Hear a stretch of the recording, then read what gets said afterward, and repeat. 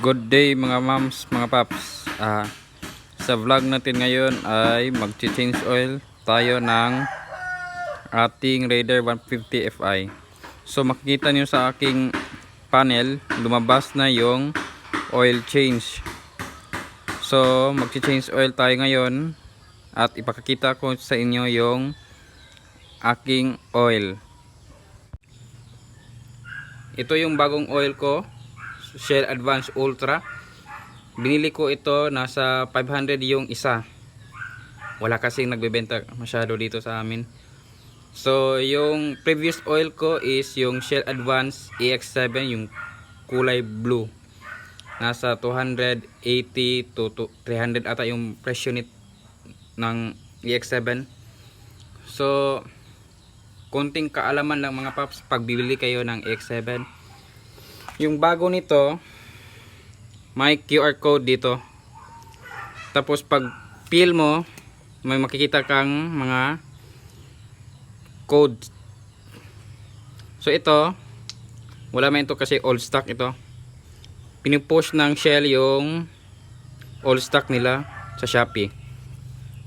So makikita nyo pag original is mapipil ito dito. Yon. Yan. So kapag meron nito, hindi yan fake. Tapos next is yung sa gilid, sa right nya or sa left, parang may glitters. Yan. So kapag buksan natin,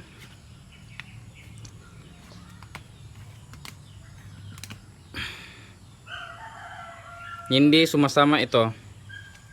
Yung ito kapag bubuksan. So yun lang. Tapos yung isa, hindi yan fake. Nakikita nyo, meron din yang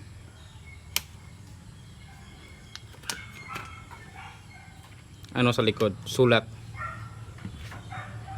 So tanggalin natin yung oil cap, first step.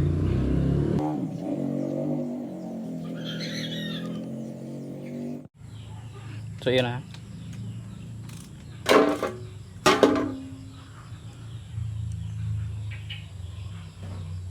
Make sure sakto yung ano natin na.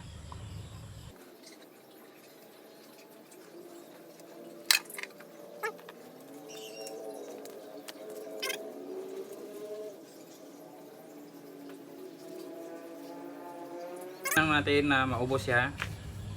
Kapag busy kayo, pwede nyo siya i-overnight ng naka side stand lang.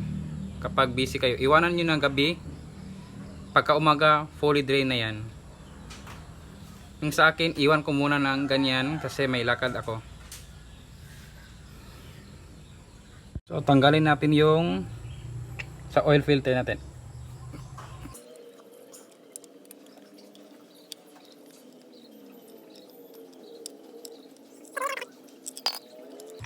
So ayan siya. Hindi sumama yung o-ring. Tapon na ito. So wag natin kalimutan linisan. Minsan sumasama yung o-ring dito. Pero sa akin hindi. Nandun lang din. Nandyan lang din. So ito yung sumasala ng dumi sa ating oil filter para hindi madumihan yung pasok yung dumi sa ating engine. So lilinisan natin.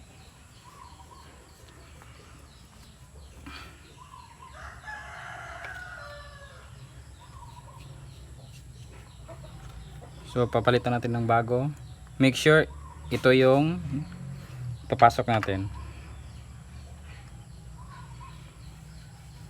Tapos balik natin yung oil cover.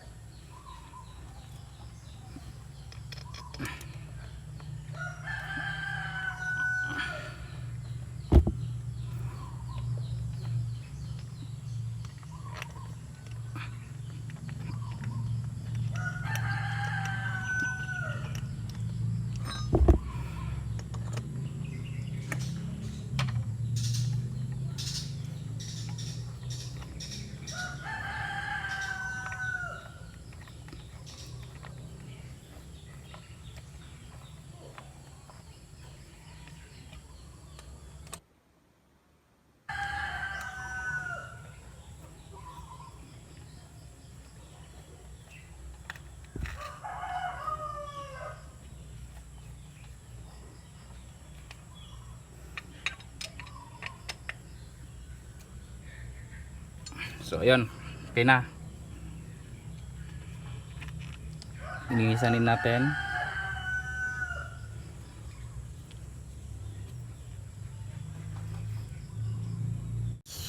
So mga mamas, mga paps, kapag busy kayo, pwede nyo siya i-overnight na ganito.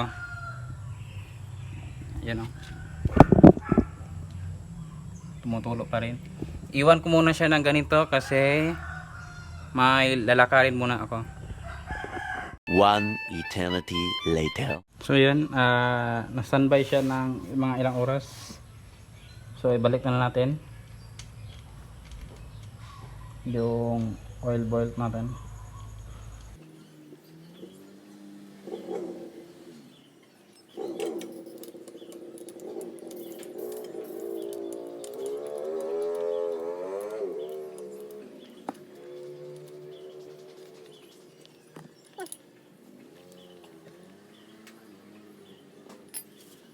So sa kabila naman, lagyan na natin ang oil.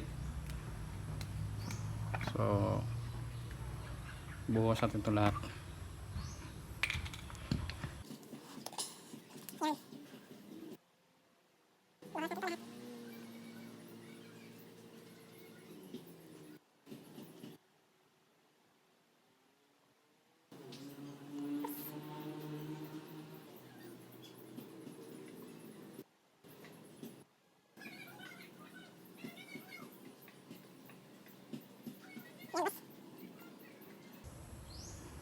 Buhos na yung 1 liter. So ang ginawa ko sa isa is 500 ml na nature distilled water. So ni-measure ko siya sa graduated cylinder.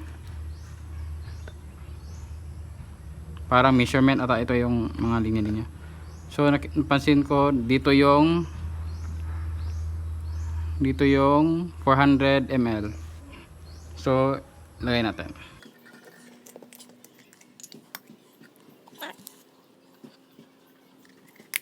Parang shot lang. Shot tayo mga paps.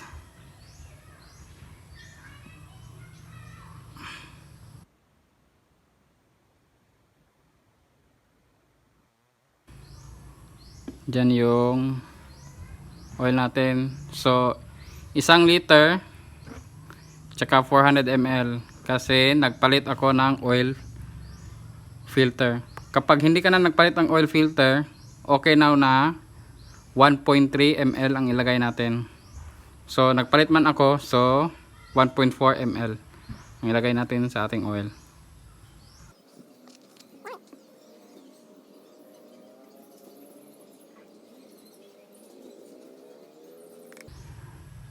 Tsaka wag natin kalimutan isara.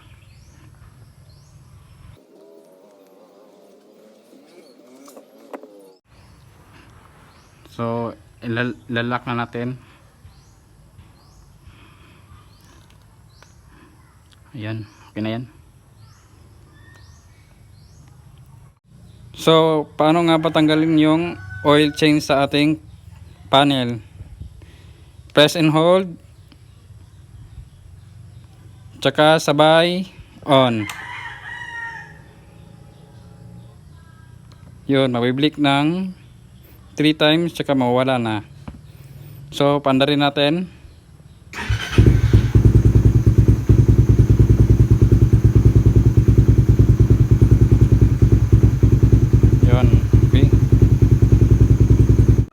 So ito siya. Wow. Napaka-smooth.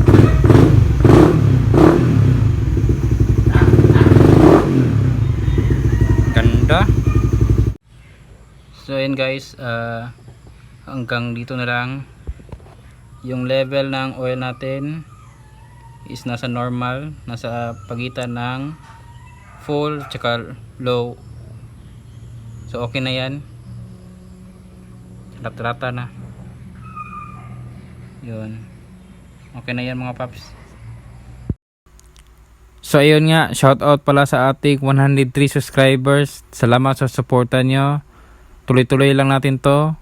Sa bago pa dyan sa aking YouTube channel, huwag ugaliing mag-hit ng subscribe button at i-click ang notification bell para ma-update kayo sa aking next video. At i-like nyo na rin yung Facebook page ko na ilalagay ko sa description at ilalagay ko sa screen nyo.